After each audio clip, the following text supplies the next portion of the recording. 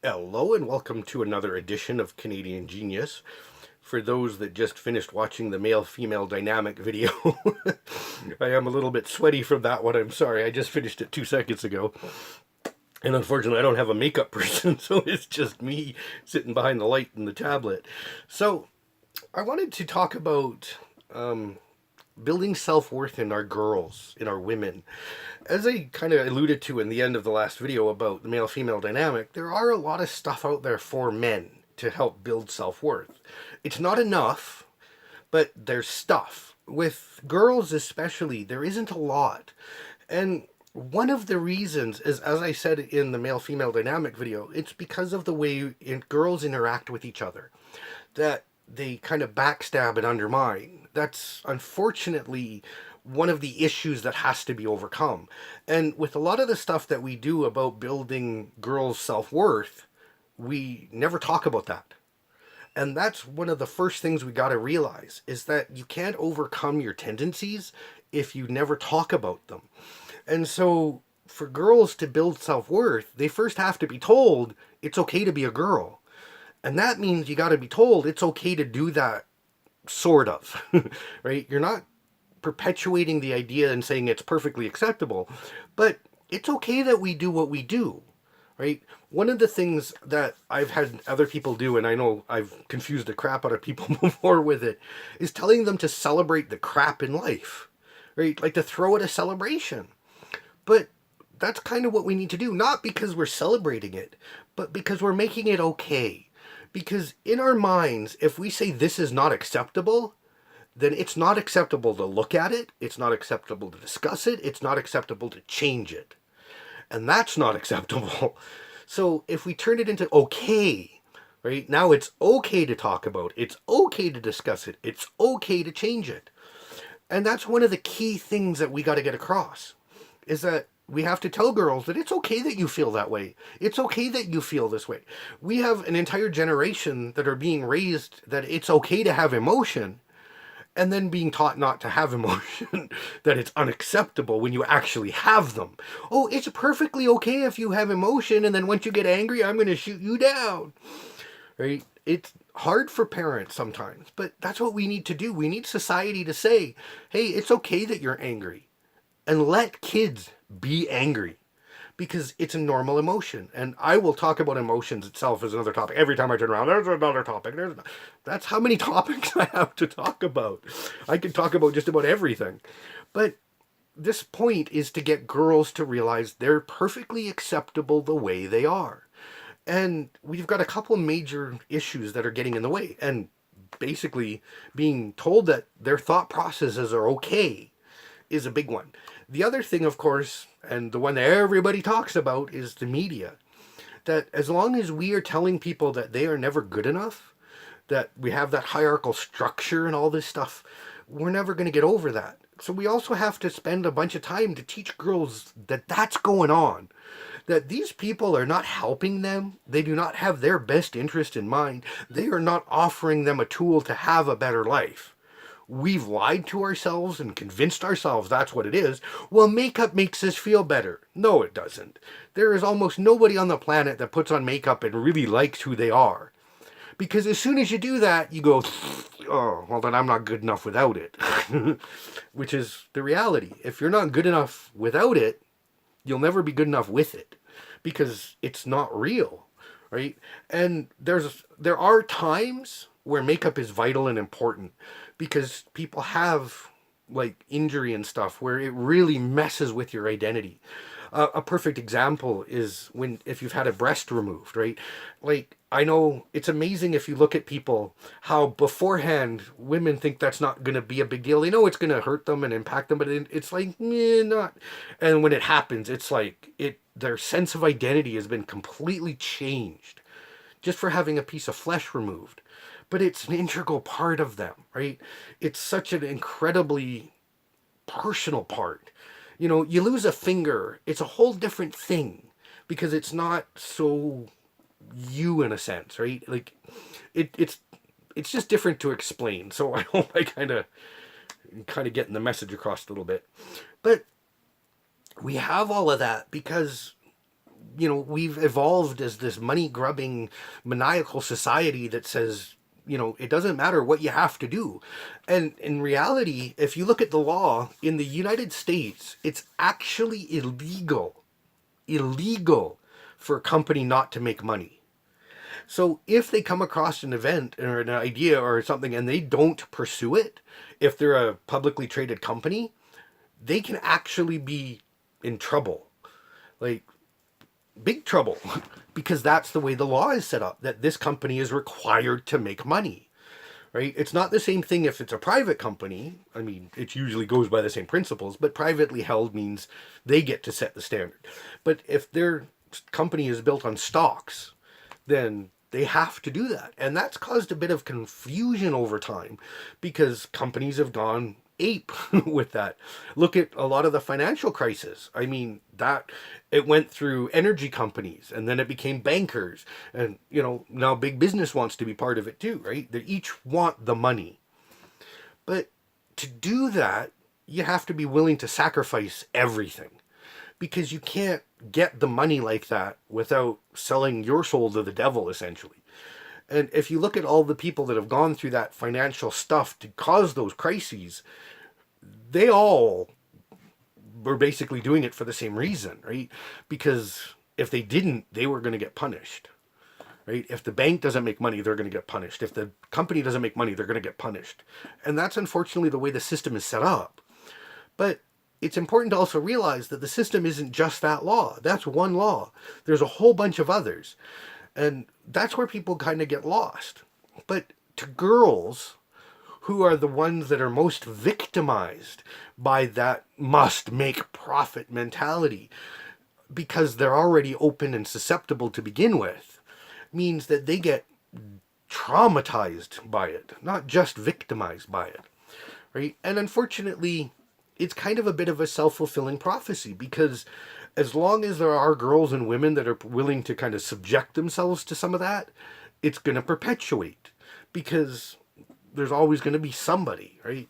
But if we can teach our girls that their worth is not based on their face, that their worth is not based on their body or their boob size or their butt size, and that men are essentially stupid, because we are, I'll be the first to admit to that, we can get girls to realize that there's a lot more that they can do, right? We have this big push to get women involved in math and sciences, and that's not useful.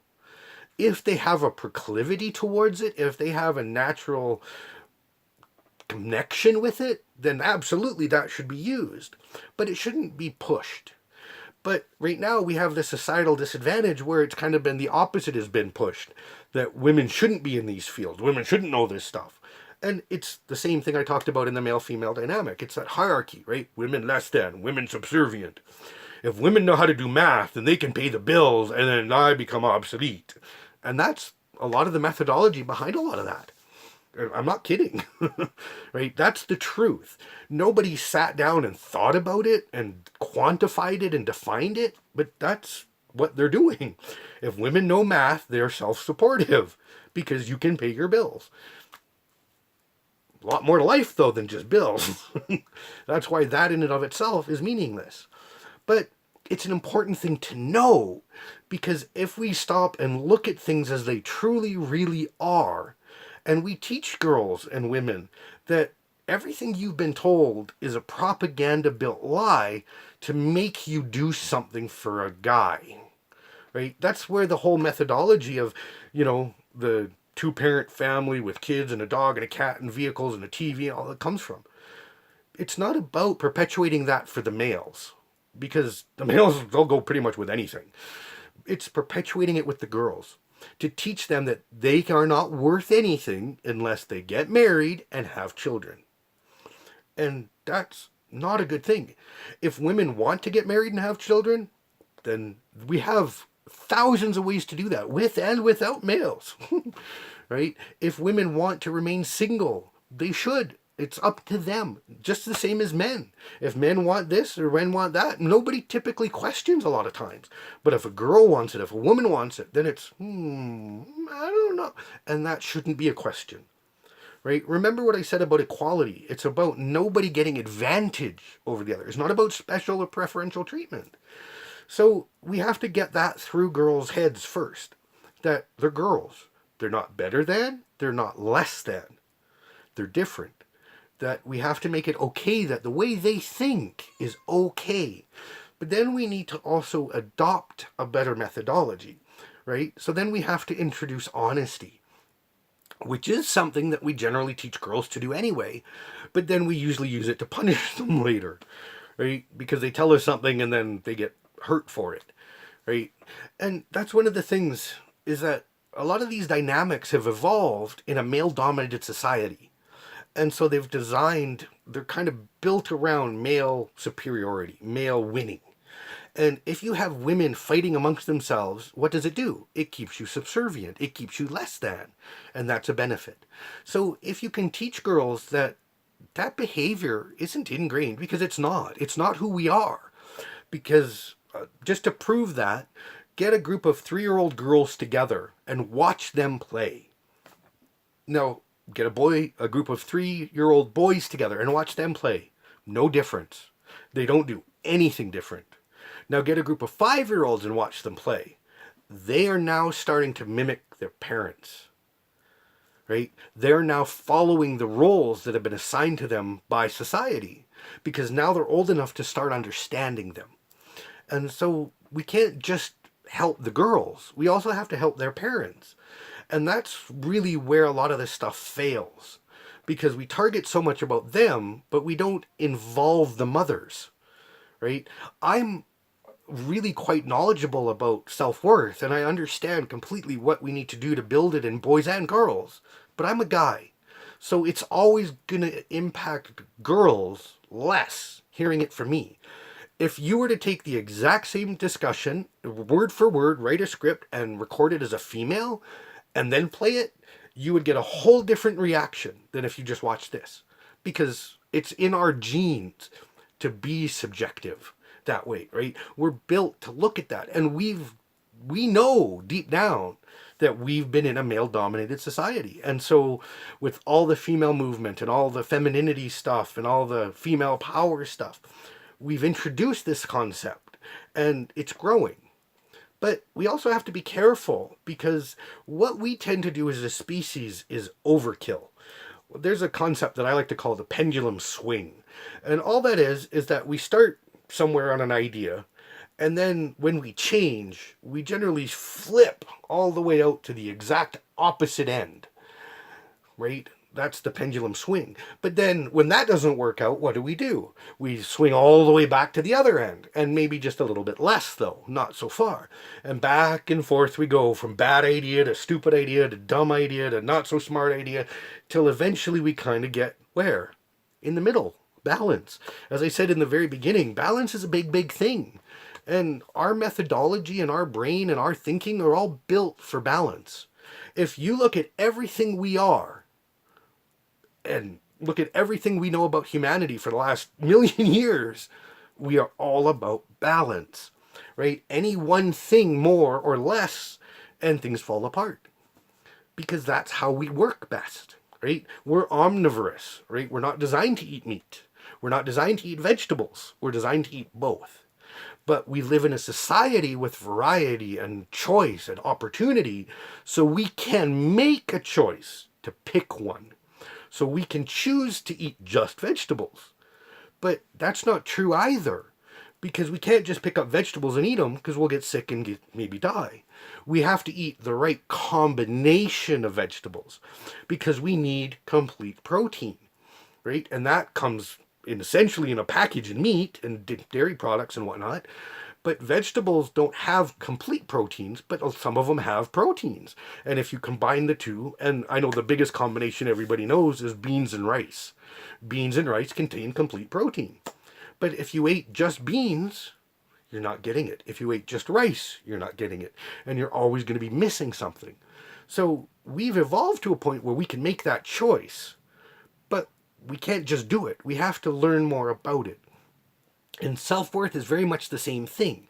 We can't just wake up and do it. We have to learn about it. We have to understand it and then do it the right way. And so once we get girls to realize that they're just fine the way they are, then what we need to do is show them motivation. And that's where it gets tricky. Because you can't motivate somebody by saying, hey, that's good, when they didn't put in an effort. And this millennial societal idea that everybody wins is actually counter to self-worth. You're trying to build the self-worth up of the kids that are weaker by destroying everybody's self-worth, basically. Yeah, their self-worth is going to balance out with the other kids because they're all going to have none. And that's one of the things we have to realize. If you look at it and actually look at the people that have the highest level of self-worth, and not arrogance, actual self-worth, they've earned it through effort. And that's the hard thing. But if you do that without the foundation of knowledge and understanding that you are okay as you are, that effort is going to be meaningless because it just goes into effort. It's not going to go into self-worth. And that's why a lot of these programs that are built for girls to build self-worth don't work, because they encourage everybody to win instead of everybody to work. But it's not about, cleaning the house and having kids. It's not work like that. It's effort. And effort is a tricky thing because I'm putting in a tremendous amount of effort right now talking, but I'm not putting in any effort in moving, right? My hands and my head are about the only things moving. The rest of me is just sitting still. But what matters is the effort that I'm putting in. And even though physical effort is less, emotional and mental effort is immense. So there are different kinds of effort. But what matters is, it doesn't matter if it's physical, emotional, or mental effort. It doesn't at all. What matters is it was hard. That's the key. But the catch is it can't be too hard. So you have to basically find a system that encourages growth, that encourages extra, right? And there's a lot of organizations that have been around for a long time that sort of get that concept. I think that's why, like, the guides and stuff, the Girl Guides, the Boy Scouts and stuff, they're, they get a little too Christian, they get a little too religious, but what do? They're always pushing, right? Little more, little more, little more, little more, little more, little more, little more. And that's what you always have to do, right? If you want girls to be better, don't settle. Don't ever settle. But celebrate everything they do.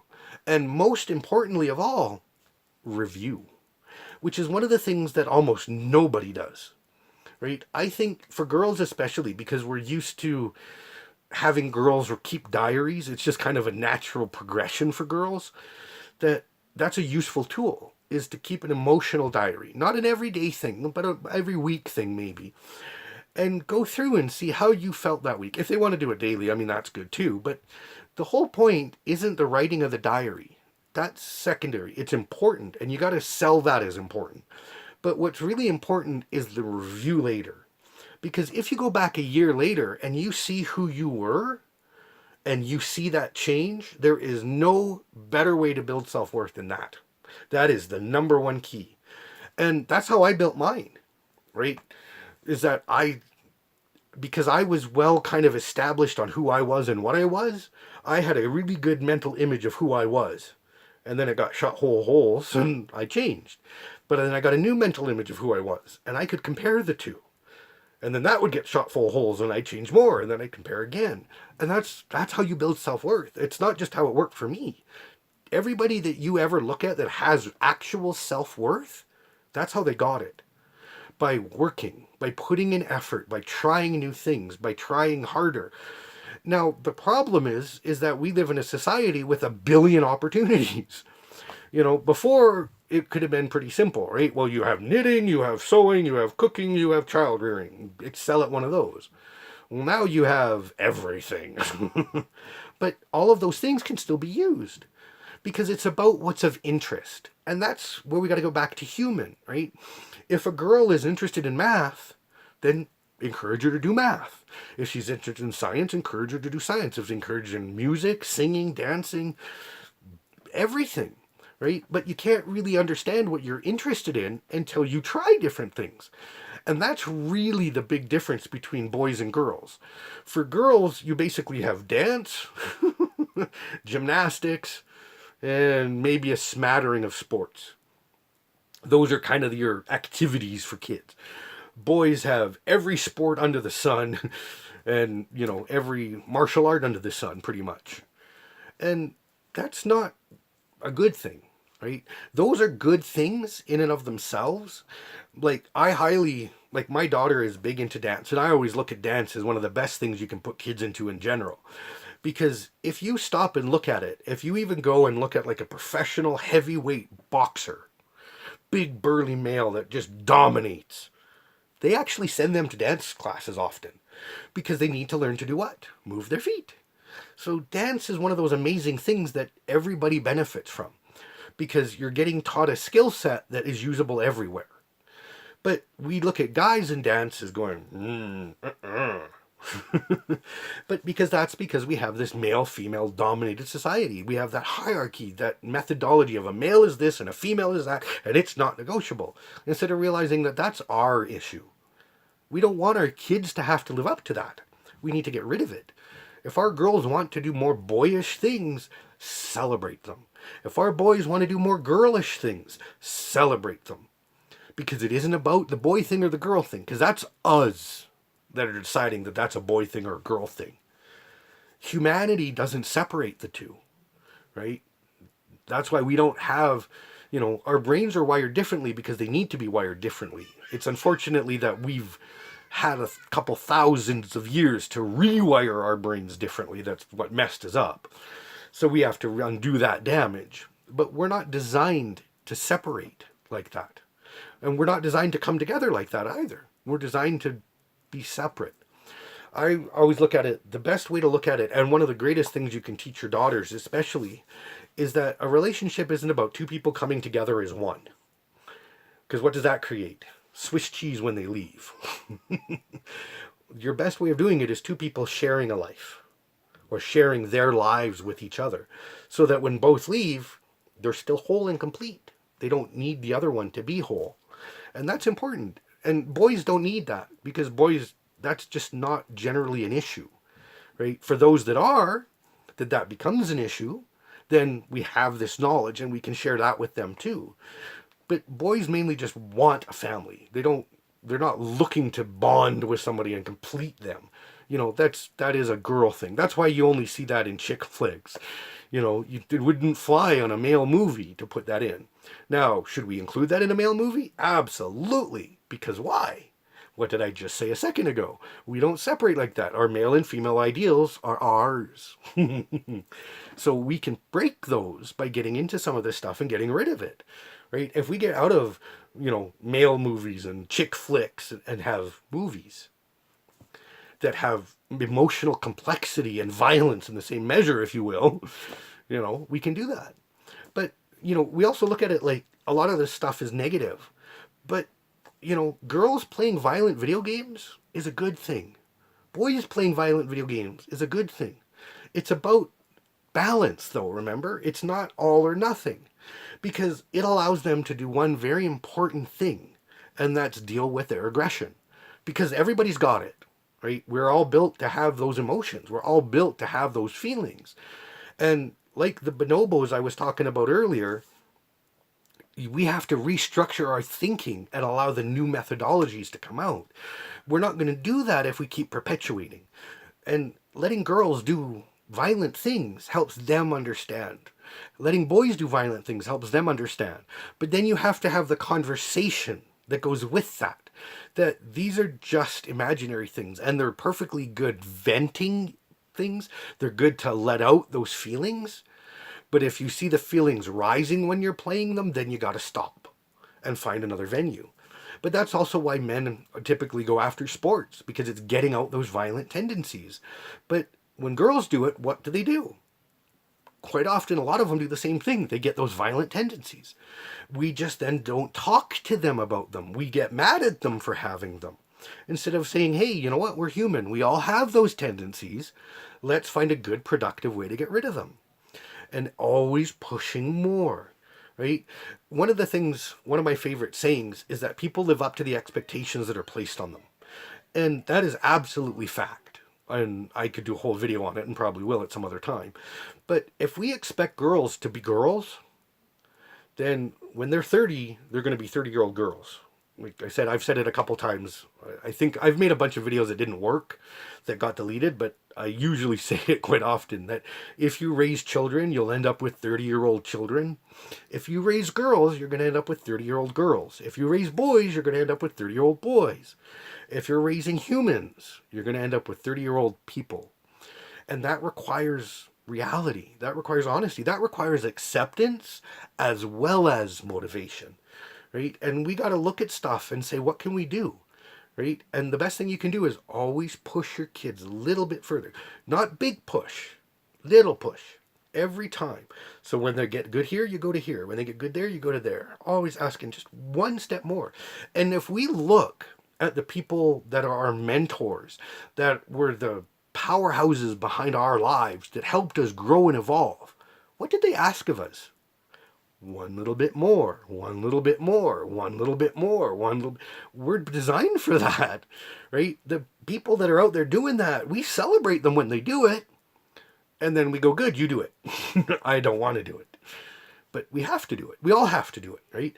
And we also have to remember that, like I said, 99.999% of the world's population are wonderful people. We need to stop looking at boys and men like they're pedophiles. Right? One of the best things that adults, especially adult males, can do for kids, especially girls, is to interact with them. That doesn't mean going and playing hide and seek in the dark somewhere. It just means having a conversation, being able to be there for them and talk to them and express with them. I have all sorts of little kids come up to me all the time and want to talk to me, and I stop and I talk, boy or girl, because I know how valuable that is for them. And it really makes me feel good too, because I know I'm helping make a difference. But you got to remember, that we have all these issues. We don't need to pass them to our children, right? The fact that we think every guy couldn't possibly have an interest in our girls unless it's sexual. Well, what did we just say? That our girls are nothing except sex objects. We said that. Not him, not me in that sense. You and us, right? We said that they're nothing more than sex objects because we made them that. And we got to do that. We can't have that if we want it to work. So that's really the important things. If we want to build self-worth in girls, we first have to be willing to accept that as girls, as women, you are good enough the way you are. That doesn't mean you can't improve. Remember what I said. If this is unacceptable, then it's unacceptable to talk about it. It's unacceptable to change it. That's unacceptable. That's what it means. So it's okay to be who you are. You are fine the way you are. Means it's fine to talk about it. It's fine to deal with it. It's fine to change it. Because we have that power. Just because something's fine doesn't mean it's okay. Just because something is acceptable to have and discuss doesn't mean it's what I want to have tomorrow. And as long as we teach people that it's fine to have them, but it's also okay to change them, then we can push them towards that. We just have to be honest with ourselves too. And remember that we're flawed, especially flawed, because that's what we come from. Our kids don't have to inherit that. But to do that, we have to step outside of the shadow of our parents and be present. Because that's the difference. Remember, as I said, effort. Effort is the key. That's the same thing for us, right? Effort is the key. If I'm putting effort into my life, it doesn't have to be massive effort all at once, a little bit of effort every day extra, and I become better. Because I'm willing to become better. Because I'm willing to look at myself and become better. Then our kids become better. Because we've taught them how to do that. But we can't do that if we're just running in neutral. We can't do that if we're just perpetuating an idea. And that's why we have to be present. That's why we have to teach them it's okay. And to teach them that we're flawed. The best thing a parent can do to their kids is teach them that they're human. Because then you don't have to be perfect. Because none of us are. None of us are. Especially me. So I'm going to leave it at that. So hopefully you got an idea. So use it. There's more to the picture. There's always more. But I wanted to give that because that will work if you use it that way. But it's got to be used in that way. And later I'll talk about self-worth as a whole because then there's more stuff we can do.